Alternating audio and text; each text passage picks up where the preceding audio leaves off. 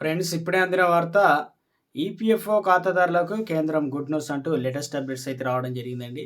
So ఆ వివరాలు ఏంటన్నది వీడియోలో తెలుసుకుందామండి. వీడియోని చివరి వరకు చూడండి, కంప్లీట్ ఇన్ఫర్మేషన్ అయితే అర్థమవుతుందండి. మీరు ఇంకెవరైనా సరే మన ఛానల్ సబ్స్క్రైబ్ చేయకుండా చూస్తున్నట్లయితే వెంటనే మన ఛానల్ సబ్స్క్రైబ్ చేసుకోండి.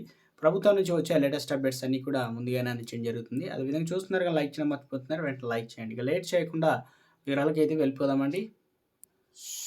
ఉద్యోగ భవిష్య నిధి ఈపీఎఫ్ఓ నుంచి నగదు విత్డ్రా ఇకపై సులభతరం కానుంది.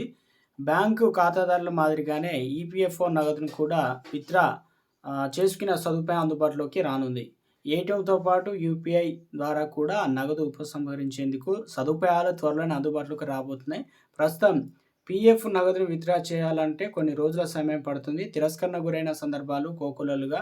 ఈ నేపథ్యంలో నగదు విత్డ్రా సులభతరం చేయాలని కేంద్రం నిర్ణయించింది.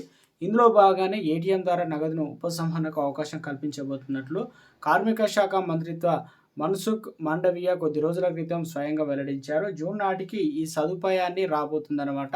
సో మొత్తానికి గుడ్ న్యూస్ అయితే వినిపించే ప్రయత్నం అయితే జరిగిందనమాట.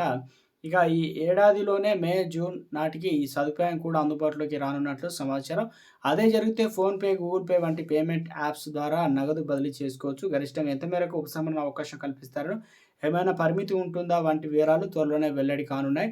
ఇలా నగదు ఉపశమన సులభతరం చేయడం వల్ల అత్యవసర సమయాల్లో పీఎఫ్ సొమ్ము చాలా మందికి ఉపయోగపడుతుంది. అదే సమయంలో చీటికి మాటికి నగదు వాడుకుంటూ పోతే పీఎఫ్ అసలు ఆ ఉద్దేశం దెబ్బతినే అవకాశం లేకపోలేదు కాబట్టి గుడ్ న్యూస్ అయితే చెప్పే అవకాశం అయితే ఉంది. మొత్తానికి కేంద్ర ప్రభుత్వం